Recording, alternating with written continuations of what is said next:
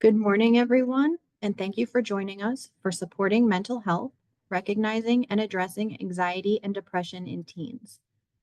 We are so pleased to have Dr. Unadi Jain as our presenter today. Dr. Jain is an impactful keynote speaker, TEDx presenter, and author known for inspiring audiences at organizations, schools, colleges, and universities. With a passion for personal development, leadership, and understanding generational differences, Dr. Jain helps organizations foster collaboration across multiple generations, creating environments where people work in harmony and achieve their highest potential. As an experienced life coach, she works with teens, parents, and adults, guiding them towards personal growth and success. Her insights on behavior and generation dynamics provide invaluable tools for creating positive change in both personal lives and workplaces. Active in Rotary, she drives change through service, empowering young people to become confident, compassionate leaders who make a lasting impact. Her next upcoming book, Everything Begins with You, further explores the themes of self-empowerment and growth, offering readers a roadmap to unlocking their inner potential. Whether delivering TED Talks, authoring books, or conducting keynotes, Dr. Jain is dedicated to helping individuals and organizations embrace transformation.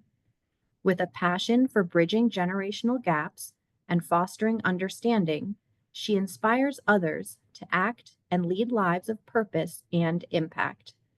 Thank you for being here, Dr. Jain. I will now turn it over to you. Thank you, Diane, for that warm introduction.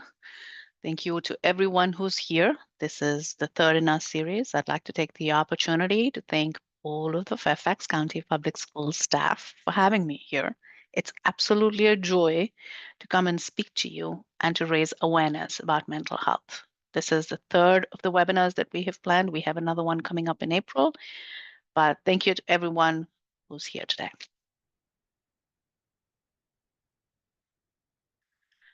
I'm going to start with something that I encountered last month, which will tell you why I do what I do.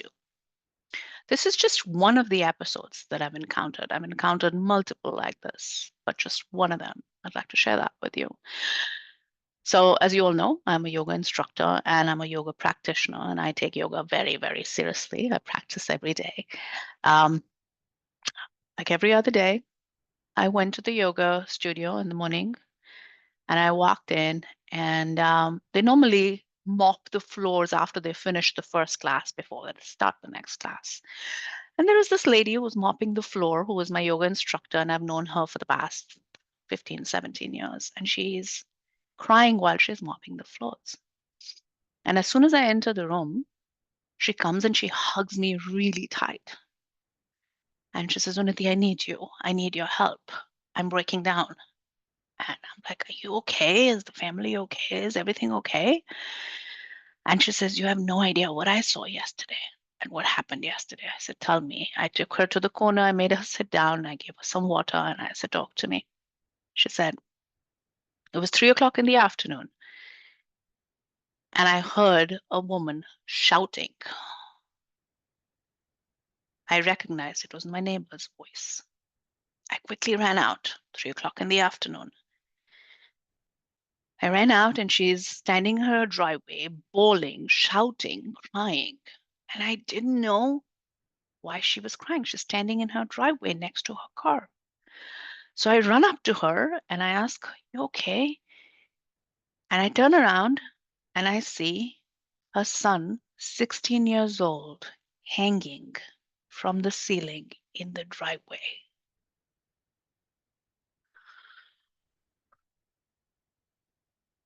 That sends goosebumps on all over your body, just that sends shivers down your spine.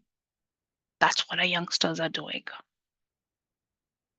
Can you imagine? The mother came back home at 3 o'clock in the afternoon from work and sees her son hanging in the driveway. Mental health is real. I just hugged her tight and she says, I cannot forget that sight. I don't think I'll ever be able to forget that sight. So I've called my son 4 times. She has a 17-year-old to know that he's okay.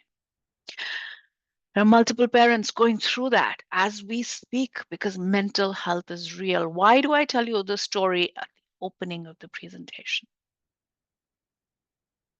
Because for the next 15 minutes, every minute that you spend here, I want you to remember that mental health is a thing. It's not something that people talk about. Anxiety and depression is real.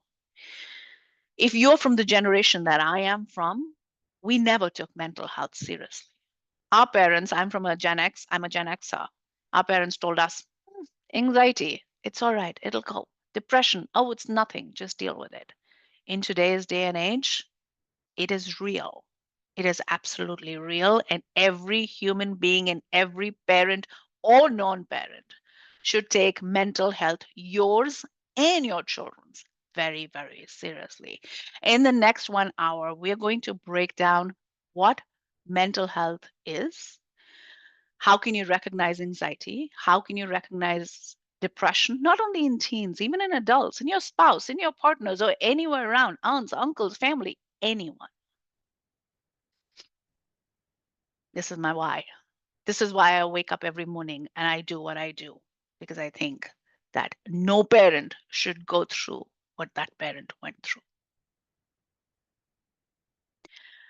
Did you know that suicide is the third largest cause of death for teenagers? It's the easiest thing for them to do. More than 20% of teens have seriously considered suicide. Why? We can turn around and say that what is so different? Why is life so much more harder for them than it was for us? We dealt with it, which is a lot of our parents or a lot of us turn around and tell our teenagers, oh, we had a much harder life than you. You are so blessed. If you're one of those culprits, I don't want you to raise your hand, but I just want you to think. Have you ever said that to your child? Life was much harder for me. You have it all made. You're sitting here and you have technology at your fingertips. Your parents are running after you. You have classes to go to. You have friends. You're living in the United States if you're an immigrant. You've got everything that you need. Why the anxiety? We all say that. But the next time you catch yourself saying that, I want you to think, when you were a child, did you experience the pandemic? Was technology the only way you communicated? Did you see recessions? Did you see wars? Did you hide behind a screen? Because the minute you grew 2 years old or 1 year old, your parents handed you the screen and said, this is how you communicate. Here, take the screen, leave me alone, and lead your life. This is the reality of our teenagers today, which is why they find themselves secluded, alone. They don't know how to communicate. They have no idea how to go out and speak up for themselves or how to even tell you what's going on in their mind, which is why suicide is the third leading cause of death for teenagers. Imagine they already have hormonal disturbances because of their growth patterns. Apart from that, they've seen all of these things around in the world. Apart from that, they also don't know how to communicate. When we bundle all of these things together, they're stuck in their heads. When an 11 or a 12 or a 13 or a 15-year-old comes to you completely lost, is sitting on the dining table with you and is lost and is not answering you, it's not because they're giving you an attitude. It is because they don't know how to get out of their heads. Depression and anxiety is real. Low self-esteem, bullying are all factors of suicide. I'm going to put out a disclaimer here that I am not a medical professional. I have a doctorate in leadership or change with a focus on behavioral patterns. So that is what I do. If your child is clinically depressed or clinically anxious, please go to a doctor. What I am sharing with you is 100% based on research. I am not a medical professional.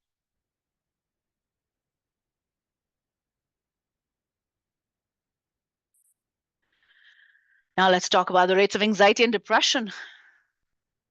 Around 10% of kids between the ages of 10 to 19 experience anxiety, and 10% experience depression. And now they're not mutually exclusive numbers. They can overlap. So somebody can have anxiety and depression together or vice versa. And these are October 2024 numbers as of October 10th, according to the World Health Organization.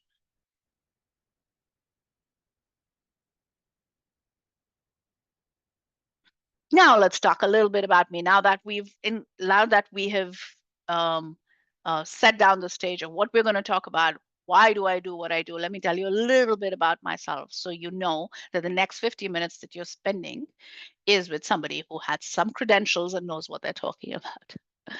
What do I do? I study behaviors. I have a doctorate, as I said, in leadership and change with a focus on generational behaviors. I'm also a master's in philosophy. My son asked me, I have a triple master's, and my son always asks me, because you have a triple master's and a PhD, do I need to do that too? I said, no. Everybody doesn't need to be as crazy as I was. I'm also a yoga and a meditation instructor.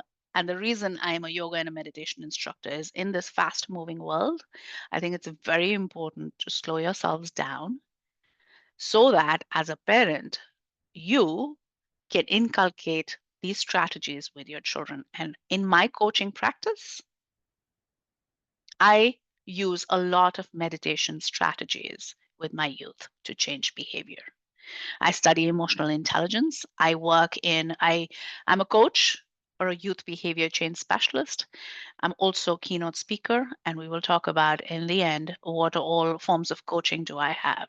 The reason I do, and I'm so passionate about mental health and about coaching with youngsters, is I have a 21-year-old, and since he was growing up, I'm a single mother, and since he was growing up, I watched him go through a lot of anxiety and a lot of depression during his years of growing up, which is what makes me so passionate about what I do.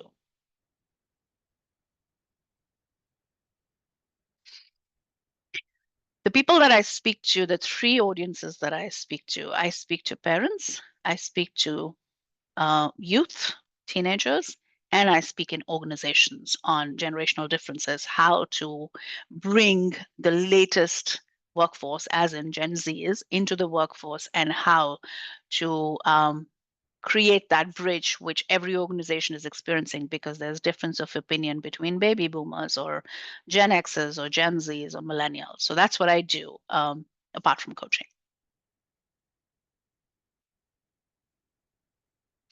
Today, like I said, we're going to be talking about mental health in teenagers, particularly about how to recognize anxiety and depression. We will touch a little bit on what tools you can use, but remember, this is mostly about the red flags that you see. How can you recognize it and use this to identify any red flags that you see, not only in your teenager, but anybody around you, and have those conversations. Hopefully, by the end of the next 50 minutes, you will be able to have those conversations with your child. So why do we need to find it quickly rather than identify it later in life? Because untreated depression and anxiety increases suicide rates. Think about it. When your child is constantly in their heads, when they're constantly depressed or they're constantly overthinking everything, there will be a time when they will give up, and it has worse long-term health outcomes. It'll impact relationships, not only with themselves, it'll impact their relationships with you. They will they will not be able to interact with you. They will stay more in their rooms, because in their heads they won't share with you. So the sooner we get to the root of the problem, the easier it is to rectify it. Now, again, I'm going to put a disclaimer here that I am not a medical professional and I'm not a big fan of medicine, anti-anxiety or antidepressant pills, especially for teenagers. And I'm going to break this down for you why. The reason being that teenagers often get into a victim mentality and they tend to blame the world around them because they have no idea on how to manage their emotions. When instead of working with them, we give them anti-anxiety or antidepressant pills, what we're basically telling them is put a lid on your emotions, don't face your fears, and you'll be okay. And that becomes a crutch for them because they're victims. You'll see that when a child goes, I see a lot of parents coming to me and saying that my child has been going to therapy for the longest time and there is no change. And I'll tell you why. And I'm a big fan of therapy myself. I have a therapist myself. I have a coach, I have a therapist, and I have a business coach. So I'm a big fan of therapy. So this is by no means criticism of therapy. Therapy is extremely important. Every human in this world should have a therapist. I'll tell you why it does not, you don't see so much change in teenagers specifically with therapy. When we go to therapy, we are telling someone that there is something wrong with you. There is actually nothing wrong with a teenager. They're going through hormonal issues. They're going through anxiety because what is happening around. They're going through mental health issues. When they go to a therapist and they call the world wrong and they continue to go to therapy for an extended period of time, they become very comfortable in there. And they continue to vent out their emotions, which is great, but they don't know how to move forward. Which is why coaching has been extremely successful with teenagers because what teenagers need is goals, is somebody telling them without telling them what they need to do. What do I mean by that? Coaching is not about advising. Coaching is about asking the right questions. And we all know in this room that there is nobody in this world who can tell a teenager, or for that matter, anybody what to do. Correct? So with teenagers, with coaching, when you ask them the right questions, you help them think. You help them identify what is it that they're doing wrong. And you'll be surprised how responsible these young adults can be when you ask them the right questions. So that is a little bit of a difference between therapy and coaching. I digress. I went a little bit off topic. Now let's come back to the importance of early intervention. Of course, if there is nothing wrong with your teenager, according to a medical professional, and they're going through the regular hormonal issues, then therapy is probably not the answer for them. Of course, if the medical professional advises therapy, that's a different thing. But otherwise, they're going through their normal growth process. And the idea is to ask them the right questions. Learning signs and symptoms allows you to notice when it's a transient issue versus a serious problem. Now, let me give you some red flags, which can tell you, and I want you to make a note of it. So if you have a pen and paper, make a note of this. These are some red flags to look out for in a teenager if they're extended. Now, you will see these red flags in any case, right? They're just normal growth patterns. But if you see them over a period of time, then there is a problem. If your child is eating too much, if your child is sleeping too much, if they don't have friends, if they're unable to go and address them or speak in social situations, if they're constantly in their room, if they're constantly on their phone. Now, you can argue with me which teenager is not constantly on their phone. Well, then as parents, we need to establish boundaries. If you're unable to establish boundaries, then there is a problem there. So these are some of the signs, or they're not getting out of their room, or you're emotionally not being able to connect with them. And a very big one is if they're constantly angry and if they're constantly raising their voice and arguing, which means that there's something that they're struggling with. Now, again, I will reiterate that these are certain changes would happen all the time. But If they're constant and if they're long period, then we need to notice them early and figure out what the plan of action is. Now, what is anxiety? A big question. I think this is, I'm going to give you a clinical term for it, and then I'm going to give you a clinical term. Again, this is all based on research, as doctors define it, based on research and in layman terms. Then I'm going to tell you that. Now, clinically, a disorder related to behavioral disturbances characterized by excessive worry and fear that is disproportionate to the stimulus being presented. That is a clinical definition. The way I like to define anxiety for parents to understand is when your child feels a level of fear or worry that is excessive in terms of the situation the person is facing. For instance, and I think that's on the next slide. For instance, it can be performance anxiety if they're going for an SAT exam, or if it is public speaking or social situations, or they're able to speak up for themselves. This is all anxiety. Does this mean this anxiety needs a medical bill? No. What this anxiety needs is for them to step a safe space so that they can step into their fear and become more confident. Is that very normal with teenagers? Absolutely. It's extremely normal with teenagers. Everybody has it. Think about your childhood. Go back and see, did you have all of this? Maybe it was not so pronounced, but we all had it. The way we dealt with it was different, but the way this generation deals with it is different. Why? Because the circumstances that we had the anxiety in were different. The circumstances that the anxiety is now is different.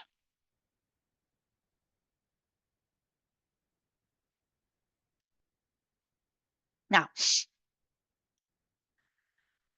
once again, I want you to take a moment and think, how many of you turn around and say to your child, we had anxiety. What's the big deal? Why are you making such a big deal out of it? Our life was like this. So what if you're having problems? You just don't know how to deal with them. When you compare your life to your child's life, you shut them down. I want you to be more mindful of that. Your child refuses to speak with you after that because what they're trying to say is, Mom, Dad, listen to me. Listen to what I'm going through. But when you turn around and invalidate their emotions or their anxiety or their feelings, that's when the child shuts down and goes, and that's when mental health issues begin. Just something to keep in mind. Like I said, in teenagers, all types of anxiety is common. And I'm going to give you some examples which I have seen which are very, very pronounced. Public speaking. How do you get over public speaking? Fear. I mean, adults are scared of going and speaking in public. One sure shot way of getting over public speaking fear, two sure short ways of getting over public speaking fear. One is put them in zones that they're uncomfortable. So put them in front of people and in front of you and ask them to speak about themselves. That gets over public speaking. And of course, if you want to help them join a public speaking course, that's always a great idea because public speaking gives you a lot of confidence. It helps you believe in your own content. It helps you believe that there is people out there who are willing to listen to your expertise or listen to you about yourself. So it gives you a lot of confidence and builds you up. So that anxiety will go away. Academic performance, this is a big, big one. Why do I talk about that? Because a lot of us, and I think I was also exposed to this when my child was young, is we tend to put um, a lot of emphasis on grades. I'm not saying that academic performance is not important. I'm speaking to Fairfax County Public Schools. That's absolutely not what I'm saying. What I am saying is when you attach your child's success to the outcome, that's what gives them anxiety. The one sure thing that your child wants you can take this to the bank, is to please you. That's the only aim in life, whether you believe it today or not. The only aim that your child has is to how to make you proud. So that is already embedded in their mind. That's what their purpose is.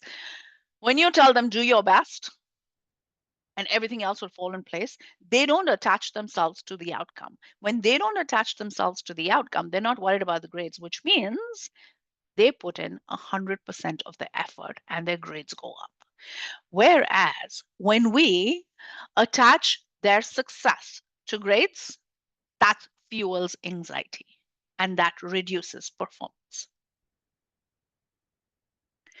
So the next time your child has academic anxiety, if you just sit down and have a conversation with them and tell them, doesn't matter what grades you get, I want you to do your best. You can be rest assured your child's grades will go up. Dating, big anxiety with both boys and girls. Why? Because we haven't normalized dating. Think about it. In a teenager's mind, they're already worried about how they look, how people perceive them, how small they are compared to other people, how they can't speak up. That when they're going out, when they're attracted to a man, woman, or a girl or a boy, or they, them, they're attracted to anybody,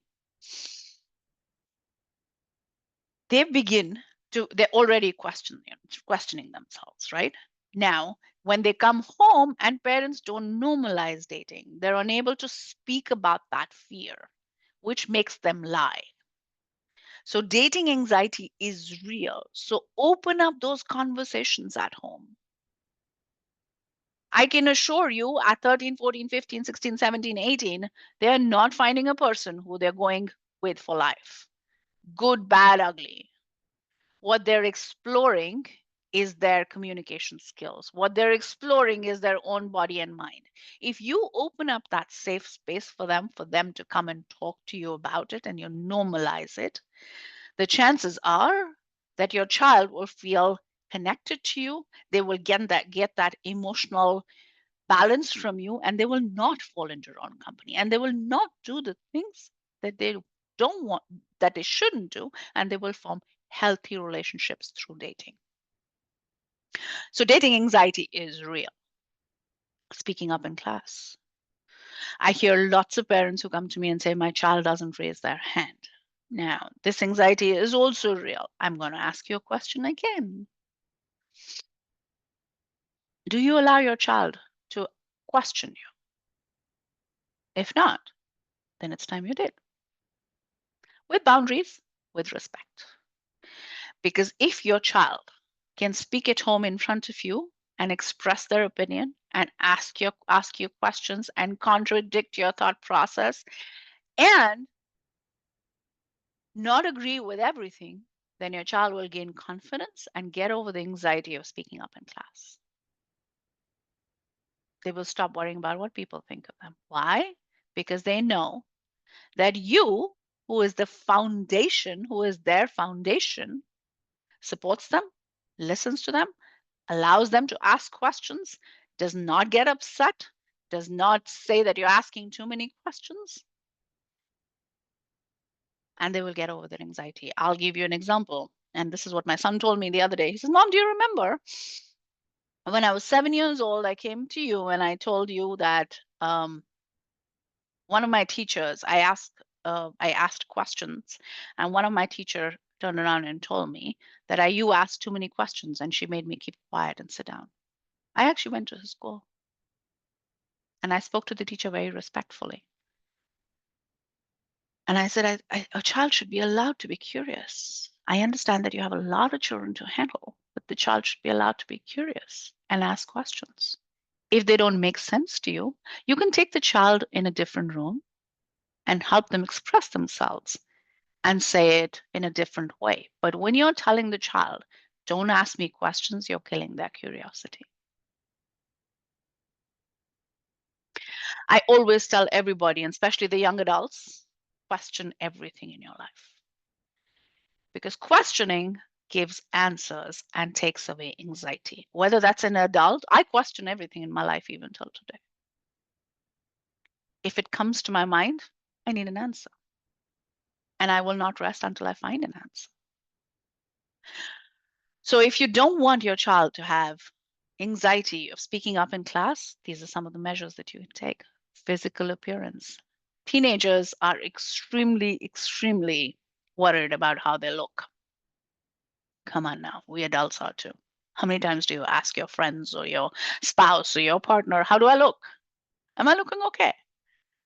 Now we're talking about a teenager who's growing, whose growth spurts are happening at a very high rate.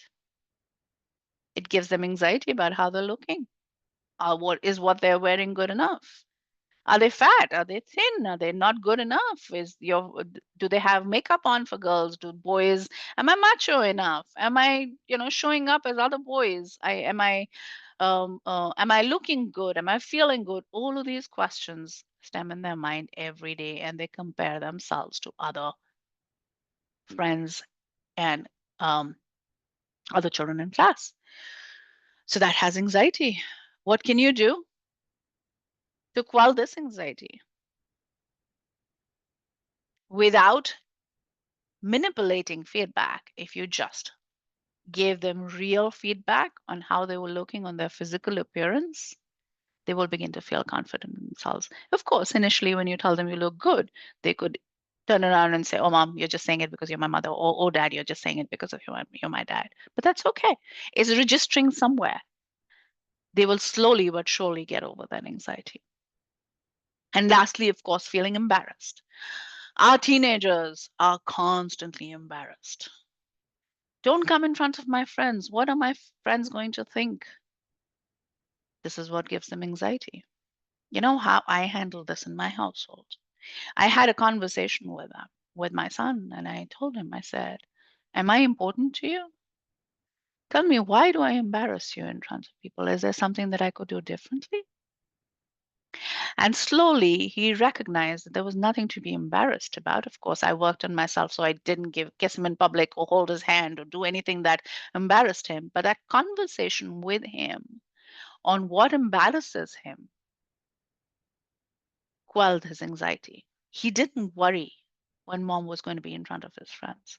These are all the things that are very normal in a teenager's life. But the more conversations we have around them, the easier it will be to get over their anxiety.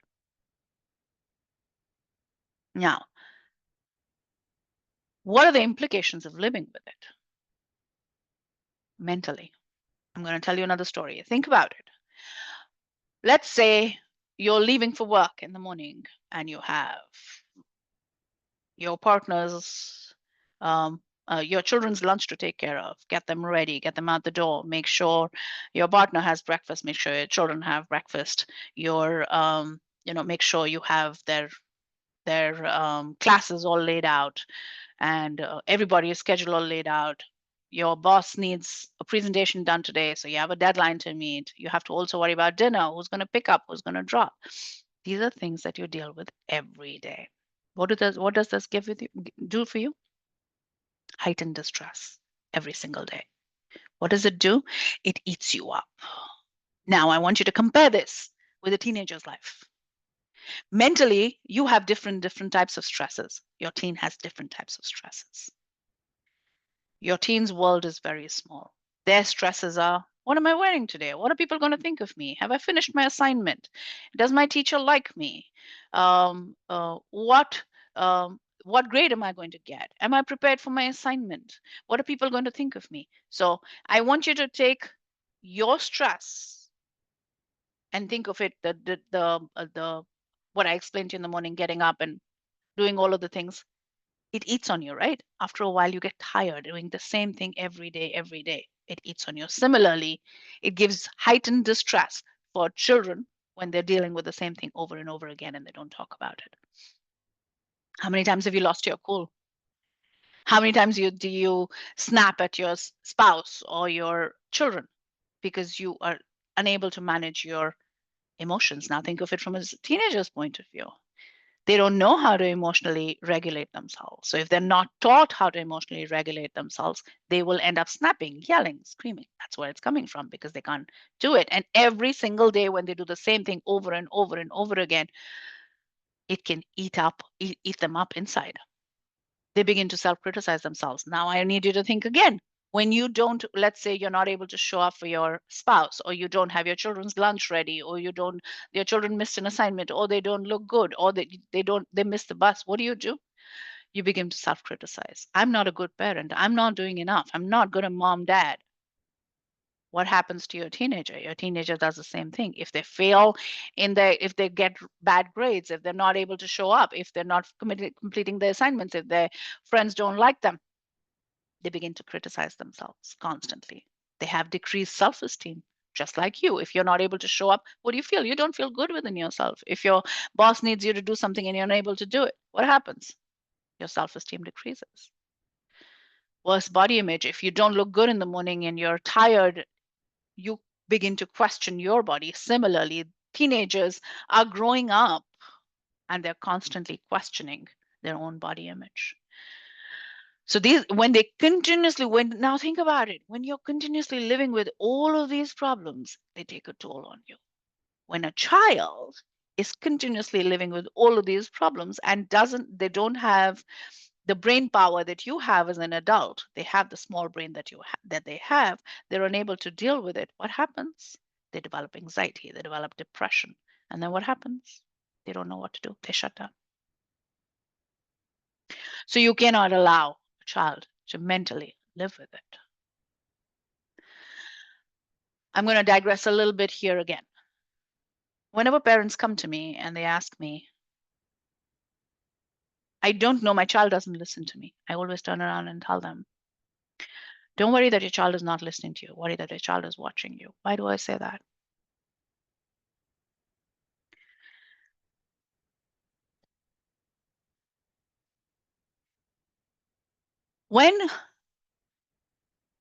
If you are driving from the age, and if you're driving and you use your phone in the car, and your child has seen you using the phone in the car since he was 5 years old, 10 years old, 11 years old, now he gets to become 16. What did you do? And you tell your child, do not use your phone while you're driving. It's going to have no impact. What is it going to do? You're going to get frustrated. I told you not to use your phone while you're driving. Oh, well, guess what they've seen? They've seen you using the phone while you're driving. So they think it's the right thing to do. You're just being a parent. So modeling behavior is one of the short ways of ensuring that your child does not struggle mentally. And I want you to think, do you take mental health seriously? Are you emotionally regulating yourself? Are you self-criticizing? Do you have low self-esteem? Are you constantly distressed? Because if you are, your child is mirroring all of those things. If you don't take care of mental health, so the first thing if you're a parent in the room, the first thing I'd like you to do is find yourself a therapist. It doesn't mean there's something wrong with you. It just means that you value yourself. Physically, what can it do to you? It can give you worse physical health. It'll take its toll on your body. Children will have higher stress levels. They will not sleep. How many times do you look at your child's room and say, 1 o'clock, the light is on? Either they're on the phone, or they're doing their homework, or they're just lying there because they can't sleep. So physically, anxiety takes its toll on them. Changes in appetite. They either begin not to eat, or they begin to eat too much because they're using food to get over the anxiety. Socially, like I said, they will not be making friends. So look out. Look around you and see, is your child making friends? Are they able to sustain those friendships? Are their grades falling? Are they isolating themselves? Are they constantly covering themselves? Their head is down. They don't want to make eye contact. That's all low self-esteem, hiding behind their phones. Do they fear rejection? When you tell them go make friends, they turn around and say, no, I don't want to, because they don't like rejection. Nobody likes rejection, but if it's a constant thing, then they've been living with anxiety, then won't put themselves out even more. Do they have body image issues? More than normal. Of course, every teenager has body image issues, but as they're growing, are they getting over it, or they continuously have it? They will not be able to speak about themselves. That's another one. They will not be able to speak, self-advocate. And the reason they're not able to self-advocate is because they don't believe themselves. You can only speak about yourselves when you like yourself, or when you believe that you like yourself. And of course, they will have problems with just any tasks, whether they're at school or any tasks that you give them. So anxiety and depression is real. These are mentally, physically, socially. I've given you these challenges. Look around you and see, how long has your child had it? Is this constant, or is this up and down? And you'll be able to gauge whether they have mental health issues or they don't have mental health issues. And you know what? Have those conversations. Talk to them. Our generation today, the Gen Zs today, or the children today, or Alpha today, they all understand mental health better than you and I can. So if you have those mental health questions, they will be able to tell you if they have issues. Diana, how are we doing on time? Are we okay? Yeah, we're good on time. There's plenty of time for questions. Okay, thank you. Now let's talk about depression. Again, disclaimer, I'm not a medical professional. So if your child is depressed, please take them to a doctor. I'm only giving you research-based answers. Clinically, depressive disorders are characterized by the presence of sad, empty, or irritable mood, accompanied by related changes that significantly affect the individual's capacity to function. They could be irritability, anger, loneliness, sadness, anhedonia, which is the loss of joy or pleasure, disinterest. Now, again, you can see all of this or none of this as your children are growing up. If it's a concern, please visit a doctor. Now let's talk about depression in our teens. All of the above examples that I just mentioned,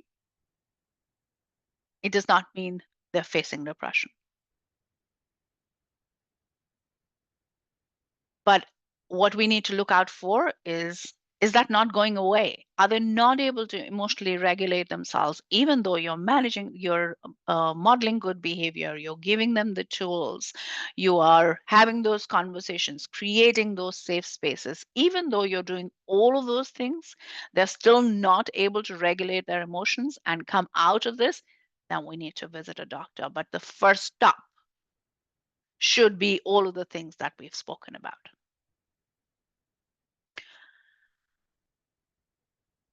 Again, this is what are the implications of living with depression? There are a few overlaps. They can both go individually or together. They will have decreased self-esteem. They will self-isolate themselves. They will not go into social situations. You tell them, you know what, let's go to a friend's house. They will not go with you. All of these things, anger, sadness, disinterest in life and well-being. Physically, they will have poor hygiene. You will have to constantly tell them. Now, this is a big one, I think.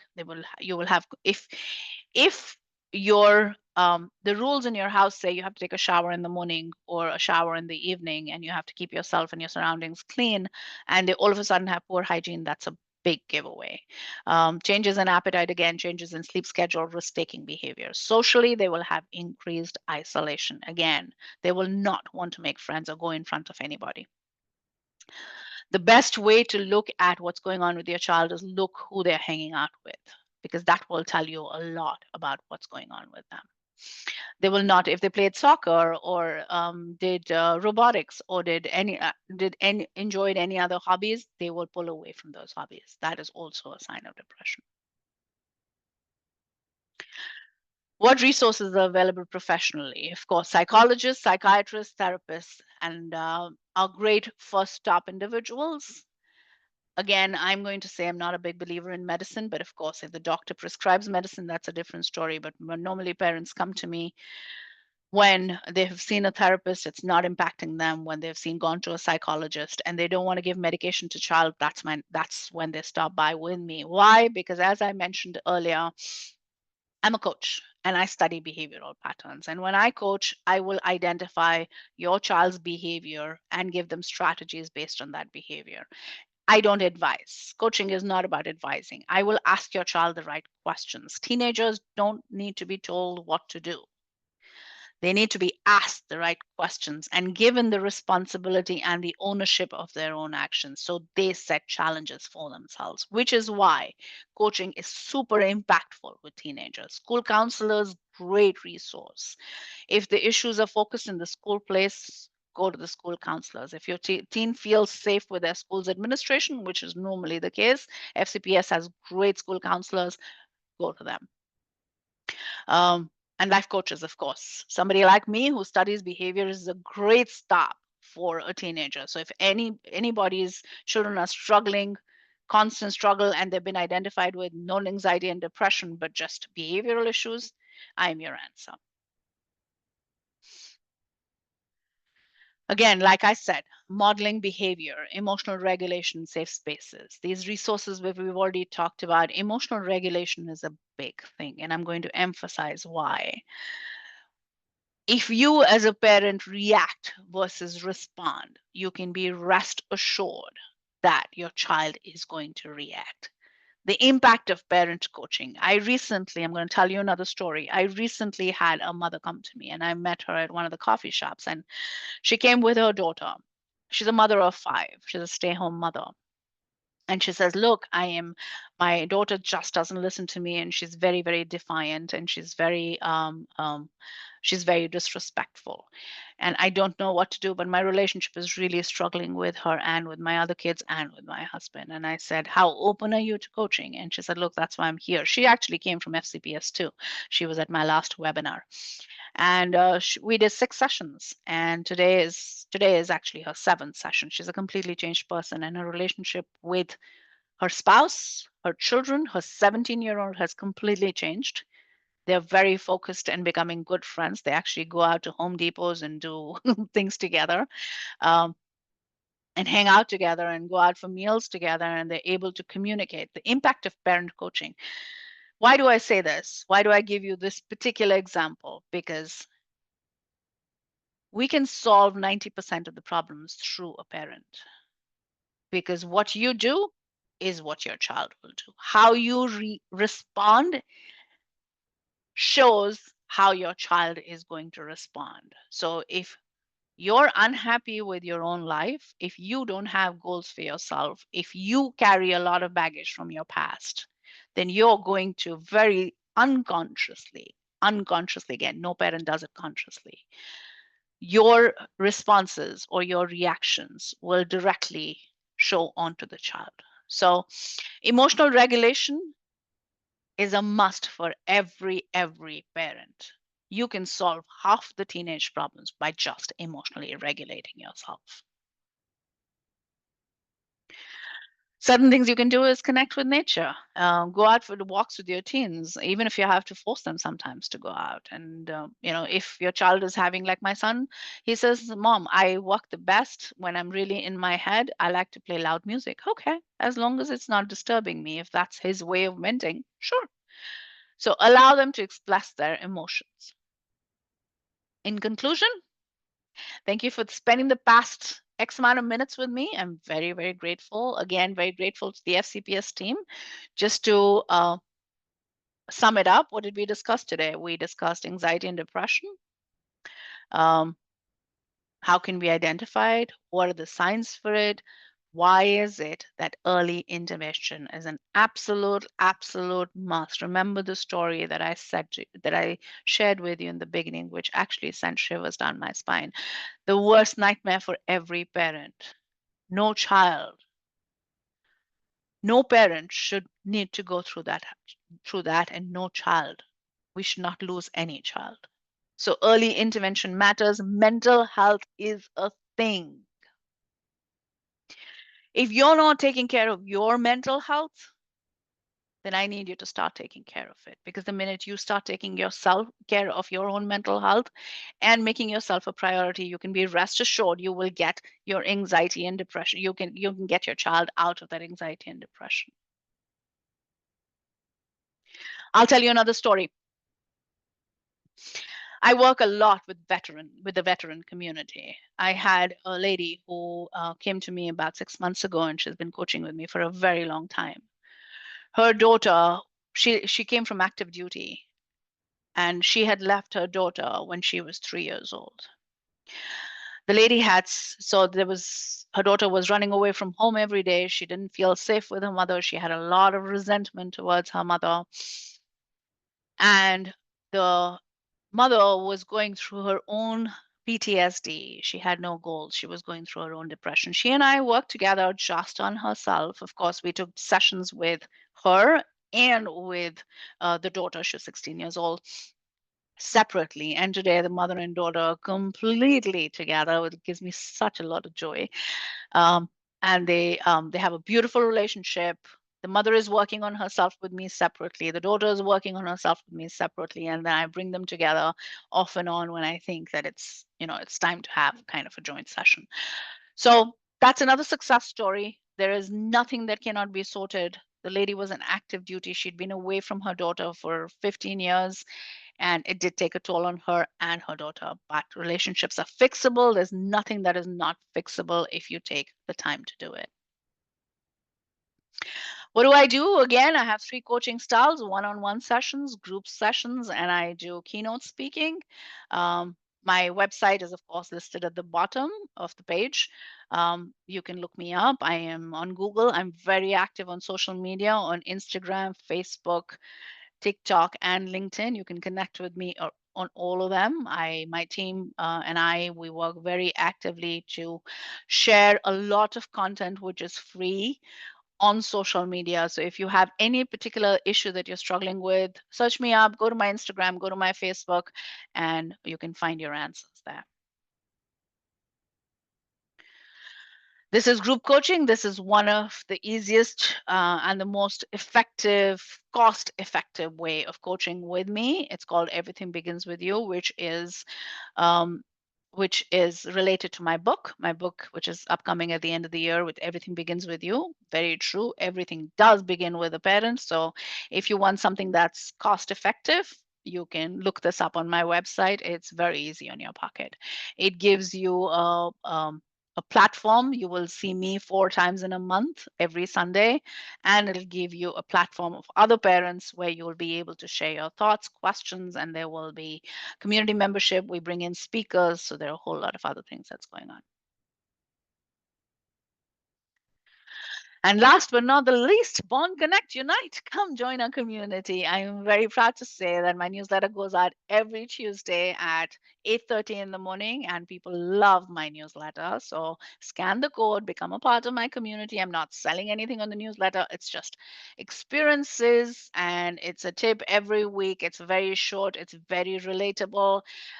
Their stories, and anywhere that I go, the first thing when they look at me and say, "We love your newsletter." So come join our newsletter. It's You'll be happy that you did. And that's all. And last but not the least, please, please, please give us your feedback. Your feedback is what keeps me going, and I'd love to know how I can improve and serve the community even better. Thank you so much for being here.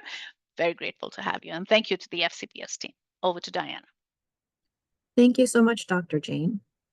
So I will ask participants to please type your questions into the Q&A feature at the bottom of your screen. You can click the button and type your question in. We do have a question that has come in that I will ask, and then as they come in, I will go ahead and answer. I will also note that we put our evaluation for the Family Resource Center webinar in the chat. So if you can take a moment and fill that out, we would appreciate it. So the first question is how to take care of our mental health, how to find psychiatrists if I feel my kid is depressed and needs one. Uh, Look at your insurance. Like I have Aetna, and my first stop is always to go onto my insurance and see which one, which psychologist is good, what reviews do they have, and how can I connect with them. So that's always my first stop. Of course, word of mouth, look around you, see if there is any other parent or any other friend who has gone to a particular psychiatrist or a psychologist. So that's my first stop, yes. Thank you. Next question. Can you give us a few examples of what the right questions are to ask our teens to get their honest feedback? That's a very interesting question. Thank you for that, Diana. Um, how was your day today? Your probably the answer is going to be good. Good. What did you do? Nothing. You know what I did today? I'm going to give you a conversation actually. You know what I did today? I stepped out, I went to the yoga room and I met this teenager and he goes to your school. This is his name. Do you think, have you met him? No, what school does he go to? And this is what we talked about. The idea is to keep the conversation going. So, how is it that you can inculcate your own um, day in the message to get to where you want to get to with your child? What is it that you're trying to ask them? How is it, let's say, a mental health question? You know, I attended this presentation in the morning with a speaker who supports mental health, and I wasn't really clear on what mental health is. And I know they talked about anxiety and depression. Do you think you can explain to me, what does your generation think about mental health? Do you think mental health is a thing? And you will open a Pandora's box there. Talk about the questions that interest them. Ask them, you know what, I want to go on Instagram. I want to create an account. Do you think it's a good idea to create an Instagram account? Talk about things that you know they're very active in. When you ask them about those things, rather than ask them about their grades or things that you are interested in, you will get an answer there. Okay, the next question asks, when I realize that my child has a mental health issue, who should be coached first? Myself, my child, or both together or separately? Separately, both and separately, my first stop would always be you.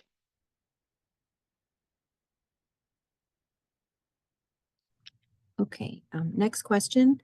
If my teen has all borderline personality traits, if my teen has all borderline personality disorder traits, but refuses to see a therapist, even for ADHD diagnosis, and is struggling with her life, academics, and relationships, what can I do?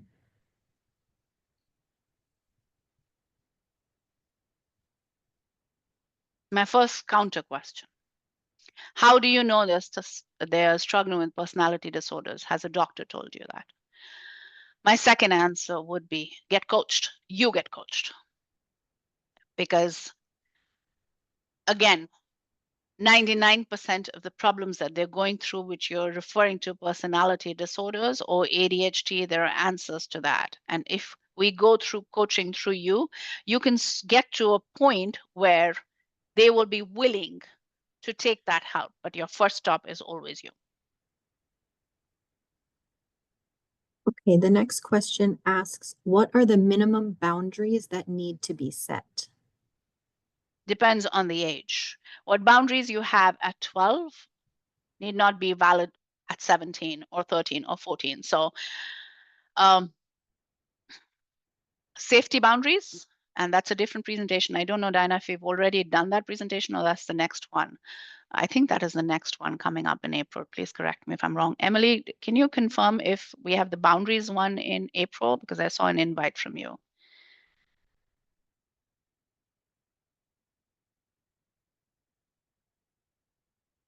Okay, that's all right. What we're going, so the minimum boundaries is first the safety boundary. Second is the technology boundary. Third is the academic boundary. And fourth is the respect boundary. Actually, respect boundary should be the first. So respect, safety, academic, and respect. How do they talk? How do they communicate with you? So that's the respect boundary. Safety, what time are they coming back at night? Are they safe? Are they giving you all of their coordinates when they're going, who they're hanging out with? Academic, are they showing up in school? Are they completing their assignments? And then technology. And again, technology boundary has to be changed with age. All boundaries have to be changed with age, but what time are they putting their phone down? How much phone time can they have? And that keeps changing with age. Okay, so I don't see any more live questions, but I know that we did get quite a few questions come in during the registration Mhm, period. So I will ask a few that I see are trending from those questions. But if mhm. there are live questions from participants, please go ahead and type them in the chat and we'll continue with those. So one question is, how do you encourage teens to get help for depression?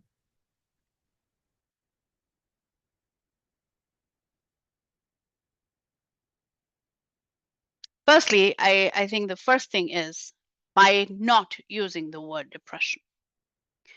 Um, by telling them that there's nothing wrong with them, but it'll be a good idea for them to talk to somebody and opening that conversation as a safe space. Because the minute you tell a teenager that there's something wrong with them, they will not admit to that. So telling them that, look, I found this coach for you, and I really think that you need a safe space to talk. I know you can't talk to me. I'm a parent, and there are certain things that you won't like to talk to me about, and I'm totally okay with this. But I do have other people who you can talk to. There's nothing wrong with you, but it's always nice to talk to, and maybe model that behavior. Maybe get yourself a therapist or a coach, because the minute you get yourself a coach, half your battle is won, because then they begin to look at that as normal. Okay, do you have any suggestions to help teens learn to control their obsession or addictions to social media and online gaming? Absolutely. Uh, Help them self-regulate their emotions. Um, depending on the age, put boundaries around it. Um, get them a therapist because clearly they're addicted to it. Get them a therapist or a coach.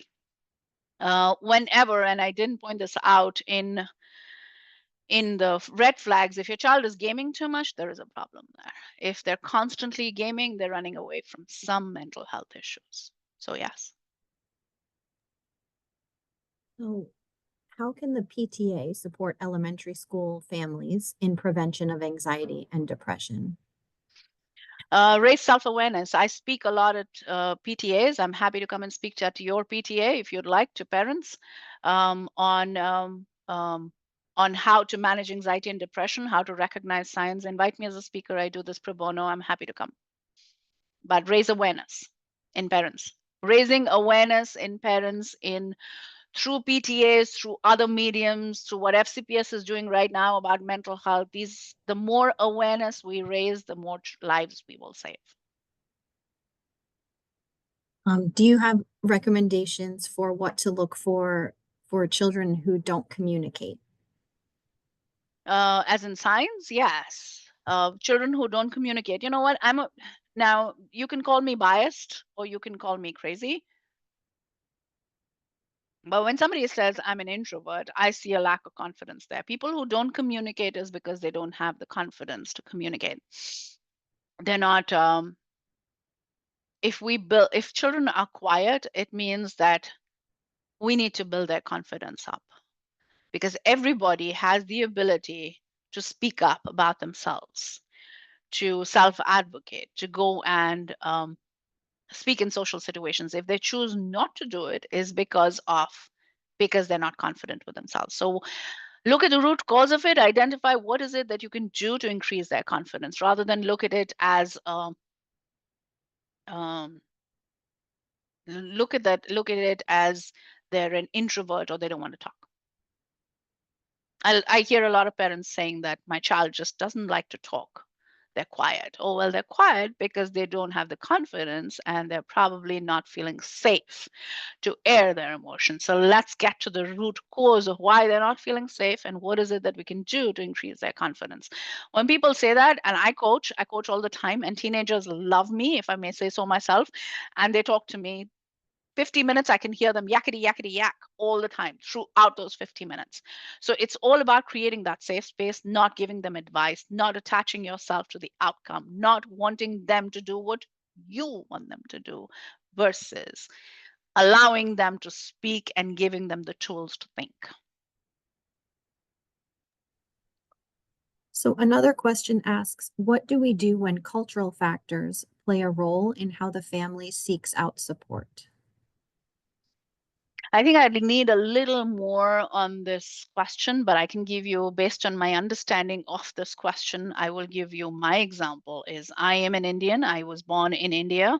My child is Indian American, American Indian, so he was born in this country. I have he follows my culture as well as follows the American culture. And the way I have done that is I've created a beautiful blend where we celebrate the Indian holidays. We follow the same respectful culture, but I've also blended into his culture. So I have made him a part. I've made myself as American as he is, and he's made himself as Indian as I am. So I think there is a blend needed there, a beautiful blend where the parent comes halfway, and that's all about bridging the generational divide again. There is no right or wrong. The teens are right in their perspective, and you're right in your perspective. They're just two different perspectives. They're two different cultures. How is it that you're going to take the good from your culture and the good from your child's culture and blend that together to create a beautiful mix?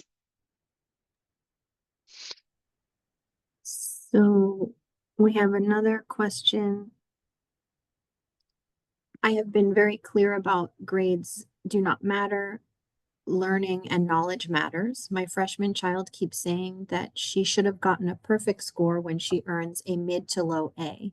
Any recommendations on how to have her more relaxed approach to learning? Similarly, a middle schooler has been comfortable failing a test and not trying again because her overall grade is still an A minus when I'm asking her to demonstrate she has learned by what she has learned by taking a test again. Both have been diagnosed with anxiety, and I don't want to add to their stress. Middle schooler is in therapy, high schooler has graduated out. So I would put so let's talk about, so it looks like it's one parent. Am I correct, Diana? It's one parent for two kids? Yes. Okay, so let's talk about the first one. The one in freshman year, when they say that they want to work harder, they want to do this and they want to do that, and they're not able to do it, I want you to validate their emotions. It's all right. You're doing the best that you can. Don't worry about it. But at the same time, let them vent. Okay, let them say they're not going in, because what the freshman is going through is they want to please you, and that is why they're putting more stress on themselves. And freshman year is the most difficult year out of the lot, because they're still there. Think about it. They have lived 18 years of their lives with you. All of a sudden they're put in an environment where they don't know anything. They're trying to survive. It's a completely different lifestyle.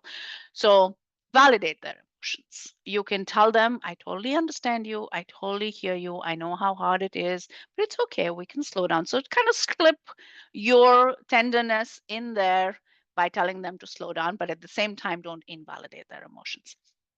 The second bit, on your middle school child, I would not send them to therapy if I was you, unless and until you see a problem with them. To me, the anxiety that they're facing is really about people pleasing. And the second one, when they're not able to do the test, I think that is a coaching client right there, because the child is not able to. I know you've not focused on grades. I totally understand that, but they've probably picked it up from somewhere. So we need to give them goals according to them rather than according to um,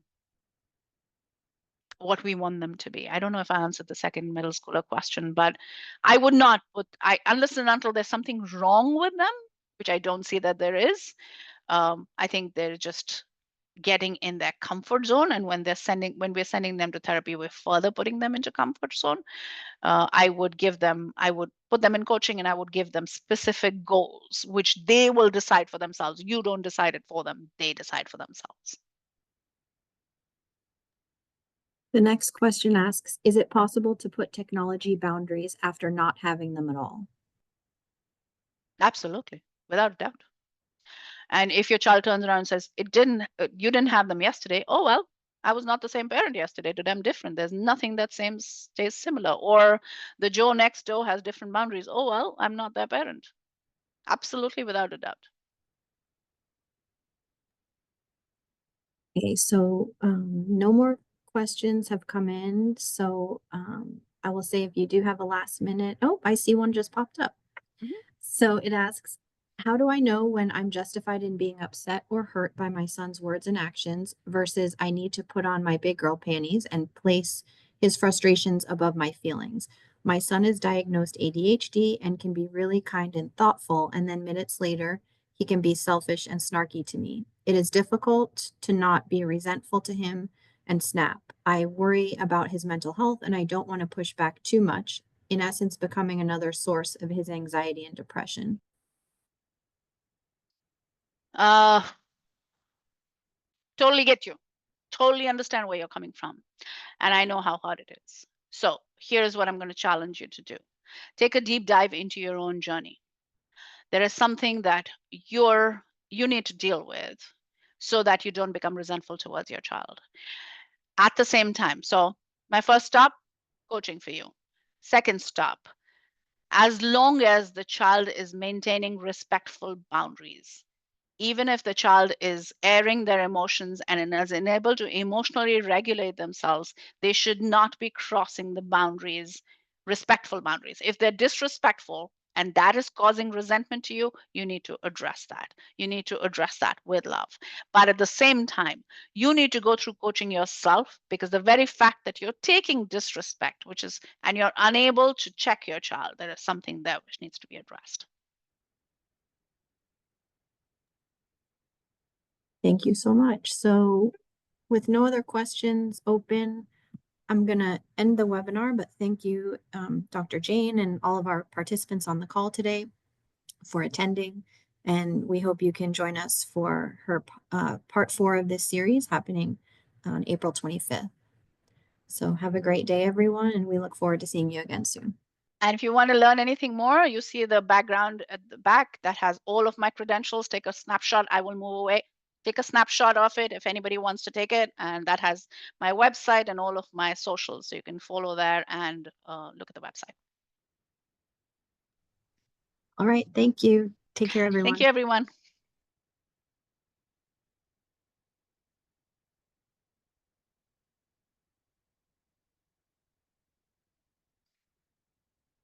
All right. Feedback time.